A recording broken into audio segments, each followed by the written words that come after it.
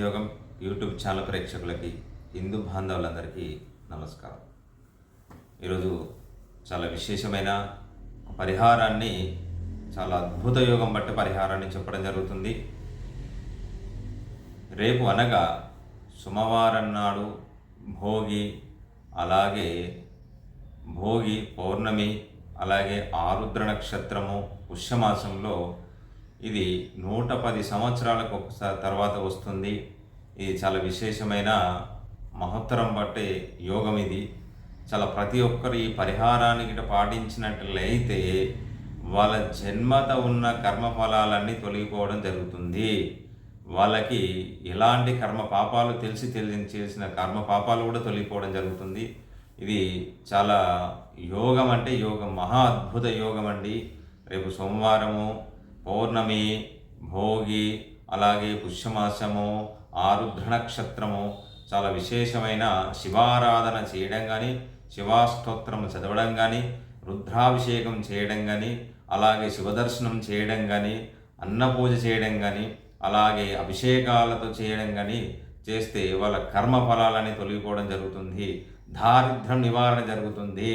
చాలా అద్భుతమైన రేపు సోమవారం నాడు చేసే, ఇది భోగి రోజు చేసే చాలా అద్భుతమైన యోగం అండి. ఇది చాలా కొన్ని వేల సంవత్సరాల తర్వాత రావడం జరిగింది. ఇది చాలా విశేషమైన, చాలా అద్భుత యోగం అండి. ఇది ఈ పరిహారాన్ని మీరు ప్రతి ఒక్కరు చేసినట్లయితే చాలా విశేషమైన ఫలితం కలుగుతుంది.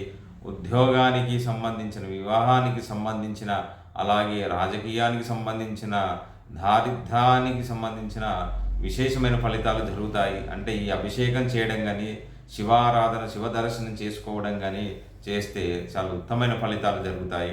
అలాగే ప్రతి ఒక్కరు కూడా ఈ మంత్రాన్ని మీరు కొన్ని మూల మంత్రాలు కూడా చెప్పడం జరిగింది. ఈ మూల మంత్రాలు నేను తీసిన వీడియోలో ఉన్నాయి. అలాగే ఆ మంత్రాలను మీరు ఆ మంత్రాలు మళ్ళీ మీరు చూసి మళ్ళీ మీరు అదేవిధంగా మీరు రేపు ఇట పాటించినట్లయితే చాలా విశేషమైన ఫలితం కలుగుతుంది. నేను ఇది ఎందుకంటే ఈ చెప్పడం కూడా, ఈ వీడియో తీయడానికి కారణం ఏంటంటే రేపే కనుక చాలామందికి తెలుసో తెలియదు, ఈ మహాయోగం పట్టే, చాలా అద్భుత మహాయోగం పట్టే రోజండి. ఇలాంటి రోజు మళ్ళీ రాదండి. మీరు ఇలాంటి రోజుల కోసం మీరు ఎన్ని రోజులు వెయిట్ చేస్తారో తెలియదు, కానీ ఇలాంటి మంచి యోగాన్ని మీరు పాటించినట్లయితే చాలా అద్భుత యోగం పడుతుందండి.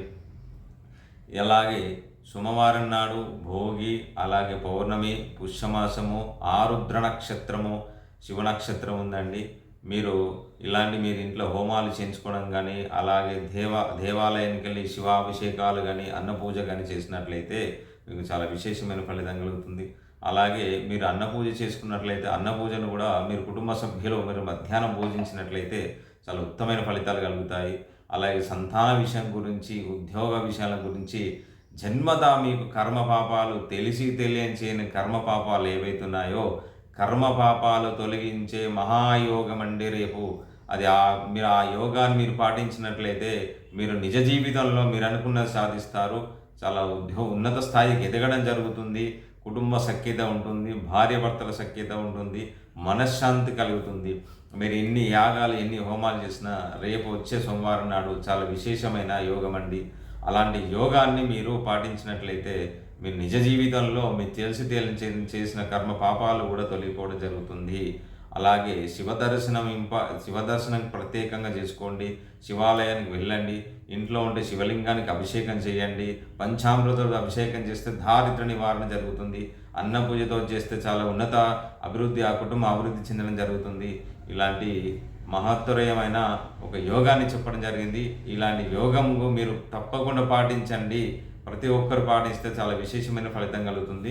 ఇలాంటి మీరు కంపల్సరీ మీరు రేపు ఉదయాన్నే మీరు బ్రహ్మ ముహూర్తంలో చేస్తే చాలా అద్భుత యోగం పడుతుందండి.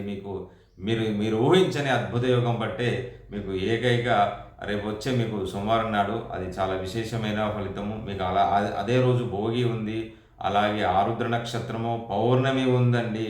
అలాగే పుష్యమాసంలో ఇలాంటి రోజు రాదు. మీరు చాలా నది స్నానం కూడా చేసిరండి. చేస్తే ఇంకా విశేషమైన ఫలితాలు కలుగుతాయి.